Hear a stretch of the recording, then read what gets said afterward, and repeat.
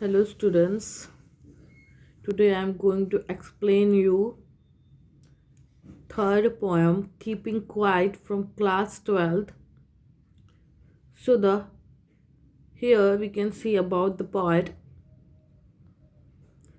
So the poet of this poem is Pablo Neruda. Pablo Neruda 1904-1973 is the time of him. Pablo Neruda is the pen name of Naftel Ricardo Reyes Basolta. Pablo Neruda ये नफतेल रिकार्डो रियस बेसोलेटा का एक pen name है, एक nick name है. वो was born in the town of Parral in the Chile. Neruda's poems are full of easily understood images. तो Neruda की जो पोएम्स होती है, Neruda is the name pen name of Neftali Ricardo Reyes Basoalto का. तो यहाँ पे इनके पोएम के जो इमेजेस होते हैं इजीली हम समझ सकते हैं, which make them no less beautiful.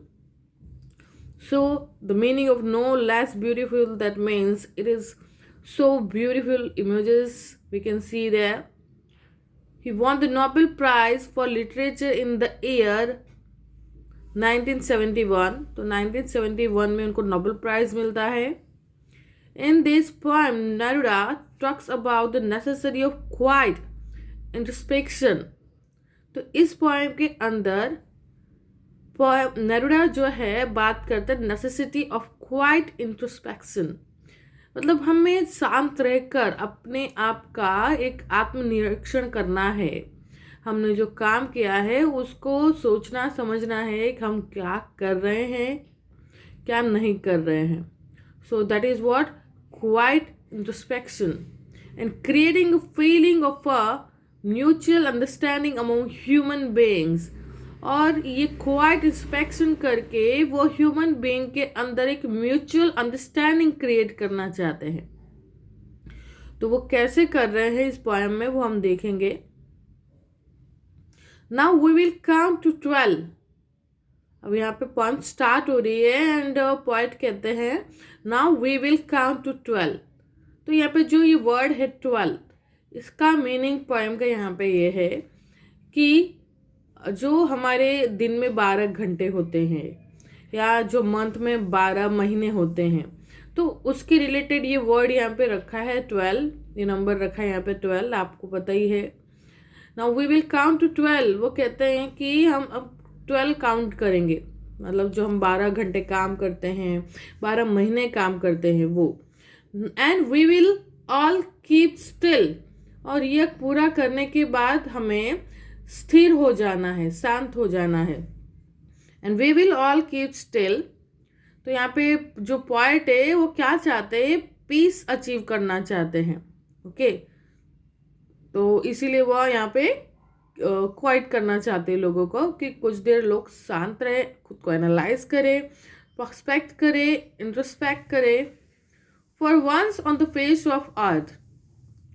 So the face of earth का मतलब यहाँ पे डिफरेंट जो प्लेसेस है अर्थ के, उसके लिए यहाँ पे जो ये वर्ड है फेस ऑफ अर्थ यूज किया गया है. For once on the face of earth let's not speak any language. तो डिफरेंट कंट्रीज में डिफरेंट लैंग्वेजेस होती हैं, इसलिए वो यहाँ पे जो चुप रहने को कह रहे हैं, तो उनका कहने का मतलब ये है कि एक बार इस डिफरेंट अर्थ मतलब डिफरेंट जो कंट्रीज है फेस ऑफ अर्थ जो है उसमें कोई लैंग्वेज ना बोले, क्योंकि अलग अलग लैंग्वेज बोलने से भिन्नता उत्पन्न होती है. ओके तो अलग अलग ऐसे सेपरेटेड पार्ट उत्पन्न होता है. Let's stop for 1 second. तो वो कहते हैं कि ये सब जो लैंग्वेज है अलग अलग वो बोलना बंद करे जिससे कॉन्फ्लिक्ट्स ना हो. ओके तो कॉन्फ्लिक्ट्स जो है ना वो उत्पन्न ना हो. Let's stop for 1 second. मतलब सब में एकता आए, समानता, उसके लिए वह एक ही चीज़ है, वो है मौन. ठीक है, तो इसलिए वह मौन रखने को कहते हैं और कोई भी लैंग्वेज ना बोलने को कहते हैं. Let's stop for 1 second and not move our arms so much. तो कहते हैं कि कुछ देर के लिए सब रुक जाएं. And not move our arms so much. हमारे आर्म्स को, मतलब हमारे जो रेगुलर वर्क्स जो हमारा चलता रहता है, हमारे हाथ के द्वारा, हमारे पैरों के द्वारा, हमारी बॉडी के द्वारा, तो जो वो सारी चीज़ें हैं उसको हमें यहाँ पे क्या करना है, मूव नहीं करना है। और दूसरा मीनिंग यहाँ पे ये है कि जो लड़ाई है, जो वॉर्स होते रहते हैं, उसके अंदर जो वेपन्स और जो हथियार यूज़ किए होते हैं लोगों ने, वो कंटिन्यू चालू रखते हैं। तो वो कहते हैं कि वो सब बंद किया जाए, उन वॉर्स को रख दिया जाए, उसको मूव ना किया जाए। तो यहाँ पे दो मीनिंग आते हैं, ठीक है। It would be an exotic moment, तो वो कहते हैं ये जो पल होगा जिसमें सब क्वाइट होंगे, जिसमें सब स्टिल होंगे, वो जो टाइम होगा वो बहुत ही एक्सोटिक होगा, बहुत ही यूनिक होगा। Okay, it would be an exotic moment without rush, without engines, तो जहाँ पे कोई भागा दौड़ी नहीं होगी, कोई एंजिन्स नहीं होंगे। ओके, मतलब कि यहाँ पे सब क्वाइट रहेंगे। We would all be together, और इस क्वाइटनेस के साथ, इस मौन के साथ हम एक साथ, हमारे अंदर एकता आएगी। We would all be together, हम सब एक साथ हो जाएंगे। इन अ सडन स्ट्रेंजर्स, एकदम अचानक से इस मौन के साथ हम एक हो जाएंगे। और ये बहुत ही स्ट्रेंज है। Fisherman in the cold sea, now जो नेक्स्ट स्टांजा है इसके अंदर वर्ड यूज किया है फिशरमैन। तो फिशरमैन, ये वर्ड सिर्फ फिशरमैन के लिए ही नहीं बल्कि ह्यूमन बीइंग के लिए भी यहाँ पे यूज किया गया है। Fisherman in the cold sea would not harm whales, तो यहाँ पे फिशरमैन का मतलब है ह्यूमन बीइंग एंड वेल्स का मतलब है एनिमल्स। तो जो वर्ल्ड में ह्यूमन बीइंग है वो कोई भी एनिमल को हार्म नहीं करेंगे। ओके, इसलिए यहाँ पे ये एग्जाम्पल इस तरीके से दिया है, fisherman in the cold sea would not harm whales, तो सब अगर मौन हो जाएंगे, स्थिर हो जाएंगे, अपने आप का आत्मनिरीक्षण करेंगे कुछ देर के लिए। तो जो फिशरमैन है वह कोल्ड सी में, जो जिसमें वो परेशान होकर कोल्ड सी में जाकर वेल्स को हार्म करता है, तो वह नहीं होगा। इसका अर्थ होता है कि ह्यूमन बीइंग किसी एनिमल्स को नुकसान नहीं पहुंचाएंगे उस समय। तो इसका बेस्ट एग्जांपल हमने देख ही लिया है इन लॉकडाउन टाइम, जहाँ पे बहुत से ह्यूमन बींग्स बाहर नहीं निकल सके, जिससे प्रकृति क्लीन हो रही थी। ओके, तो बेस्ट एग्जांपल यहाँ पे सेट हो रहा है। Fisherman in the cold sea would not harm whales, तो यहाँ पे कोई ह्यूमन बीइंग किसी एनिमल्स को हार्म नहीं पहुंचाएंगे इस क्वाइटनेस में। And the man gathering salt would look at his hurt hands, और जो यहाँ पे कह रहे हैं कि समुद्र के पास जो इंसान सॉल्ट इकट्ठा करता है, okay, would look at his hurt hands, तो अगर क्वाइट रहेंगे, स्टिल रहेंगे और थोड़ी देर के लिए रुकेंगे, तो जो वह लगातार काम में लगा हुआ व्यक्ति है वो अपने आप का आत्मनिरीक्षण कर पाएगा। मतलब कि यहाँ पे ऐसा बताया कि सॉल्ट इकट्ठा करने के लिए सी पे जो व्यक्ति है वह भी देख सकेगा अपने हाथों के घाव को। ओके, तो हम अपने आप का आत्मनिरीक्षण करके अपने आप को हम देख सकेंगे। Those who prepare green wars, wars with gas, wars with fire। अब यहाँ पे ये जो पहली लाइन हमने देखी, those who prepare green wars, green wars, that means कि जो भी हम वॉर क्रिएट करते हैं वो पर्यावरण के लिए, एनवायरमेंट के लिए, वो बहुत ही घातक होता है, बहुत ही खराब होता है, इसलिए यहाँ पे इसे ग्रीन वॉर नाम दिया गया है। ओके, मतलब हम जो भी वॉर्स होता है वह उसके कारण क्या होता है, एनवायरनमेंट को नुकसान पहुंचता है।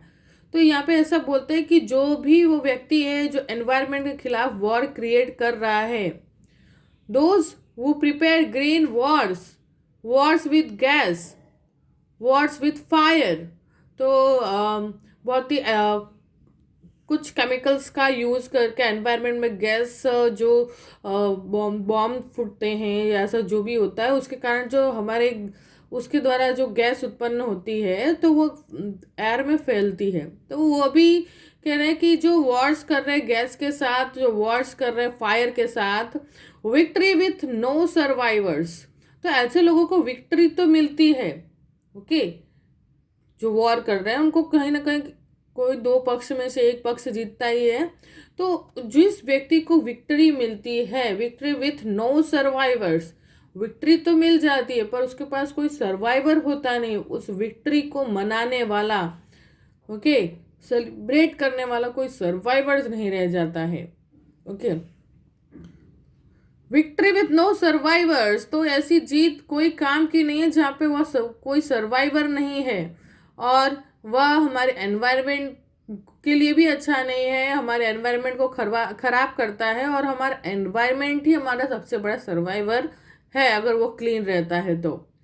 Those who prepare green Wars, तो यहाँ पे बोल रहे हैं कवि कि जो एनवायरनमेंट के खिलाफ वॉर उत्पन्न करते हैं, किसके किसके साथ, तो वॉर्स विद गैस, तो गैस का यूज़ करके वॉर करना, फायर का यूज़ करके वॉर करना, और अंत में जो विक्ट्री होती है वह सर्वाइवर नहीं है क्योंकि काफ़ी पर्यावरण को नुकसान पहुंचा चुकी होती है। would put on clean clothes and walk about with their brothers, तो उनको ये सलाह दे रहे हैं यहाँ पे कि वह put on clean clothes, put on clean clothes का मतलब है कि वह अब शांत हो जाए, मतलब क्लीन क्लोथ्स का मतलब यहाँ पे पीस है। ओके, तो वह अब शांत हो जाए, रुक जाए, थम जाए, and walk about with their brothers, और अपने लोगों के साथ, सबके साथ वो भाईचारा बना के रखे, उनके साथ चले। In the shade doing nothing, in the shade मतलब कि शांति से, यहाँ पे छाया का मतलब है कि जो शांति की छाया है उसमें वह चले, डूइंग नथिंग, और उन्हें कुछ करने की जरूरत नहीं है, मतलब लड़ने की जरूरत नहीं है। What I want should not be confused, तो यहाँ पे कवि कहते हैं जो मैं चाहता हूँ उसमें कोई कंफ्यूजन क्रिएट हो ऐसा नहीं है। विथ टोटल इनएक्टिविटी, तो मेरे कहने का मतलब ये नहीं है कि आप टोटली इनएक्टिविटी में आ जाए, कुछ भी ना करें, एकदम आलसी की तरह रहें, ऐसा नहीं है। Life is what is it is about, तो आप सोचे कि ये जो जीवन है वो किस लिए है। ओके, और हमने अपने आप का आत्मनिरीक्षण भी करना है। I want no truck with death, मैं नहीं चाहता हूँ कि आप मौत की तरफ बढ़ें। ओके, स्टिलनेस का मतलब यहाँ पे ये नहीं कि you are close with death. Okay, it is not the meaning of this poem. I want no truck with death if we were not single minded, तो यहाँ पे हर एक व्यक्ति यहाँ पे बताते हैं कि ह्यूमन बीइंग वो सिंगल माइंडेड है। किस चीज़ के लिए, about keeping our life moving, तो सभी अपनी लाइफ को मूविंग करना चाहते हैं। ओके, तो हर एक व्यक्ति एक तरीके से सिंगल माइंडेड ही है, हर एक व्यक्ति के अंदर अपने लाइफ को मूविंग करना है, आगे बढ़ना, keep our life moving. Okay, तो if we were not so single minded, यदि हम सिंगल माइंडेड ना हो, किस चीज़ के लिए, तो कीपिंग अवर लाइफ मूविंग, तो अपनी लाइफ को मूव करने के लिए सिंगल माइंडेड ना हो। And for once could do nothing, और कुछ देर के लिए हमें कुछ नहीं करना है, स्टिलनेस रखनी, शांति रखनी, पीस रखना है, perhaps use silence. Okay, might interrupt this sadness, तो ये बहुत बड़ा जो साइलेंस है हो सकता है तो ये सैडनेस इंटरप्ट करे, of never understanding ourselves and of threatening ourselves with death, तो अगर हम अपने आप को नहीं समझेंगे, and threatening our self with death, और अपने आप अब हम शांत नहीं रहेंगे, पीसफुल नहीं रहेंगे, तो हमें एकता नहीं आएगी, एकाग्रता नहीं आएगी, और हम क्या हो जाएंगे फिर, डेथ से, मतलब कि जो अच्छा नहीं है उससे मिल जाएंगे। Perhaps the earth can teach us, तो यहाँ पे इन सारी चीज को एक कंक्लूड करके यहाँ पे बताया कि जिस तरीके से अर्थ हमें सिखाता है, क्या सिखाता है, as when everything seems dead. Okay, तो जिस तरीके से ऑटम में सब कुछ, जैसे ठंडी की ऋतु में सब कुछ थम जाता है, ठहर जाता है। ओके, तो और पत्ते झड़ने लगते हैं, तो जैसे जिस तरीके से ऑटम में होता है, डेड हो जाता है सब कुछ, और दोबारा फिर स्प्रिंग में, and later proves to be alive. Okay, तो जो हमने देखा है अर्थ पे, जो एनवायरमेंट्स के अंदर ऑटम ऋतु में किस तरीके का चेंजेस होता है, फिर स्प्रिंग में सब कुछ खिला हुआ सा होता है, फूल पत्ते नए आते हैं, तो इस तरीके से वो कह रहे हैं कि जिस तरीके से अर्थ है वह कुछ दिन के लिए स्थिर रहता है, डेड रहता है और बाद में अलाइव हो जाता है, तो हमें भी ऐसा ही होना है। हमें क्या करना है, अपने हर एक काम को पूर्ण करके फिर स्थिर रहना है, शांत रहना है, अपने आप का काम का आत्मनिरीक्षण करना है, फिर से हमारा काम हमें नए जोश के साथ शुरू करना है। Now I will count up to 12। अब यहाँ पे पोएट कह रहे हैं कि अब मैं फिर से 12 तक गिनता हूँ, and you keep quiet and I will go. और मैंने आपको जो सब कुछ बता दिया है, सिखा दिया है, आप क्वाइट रहे और अब मैं यह बता के आपको जा रहा हूँ।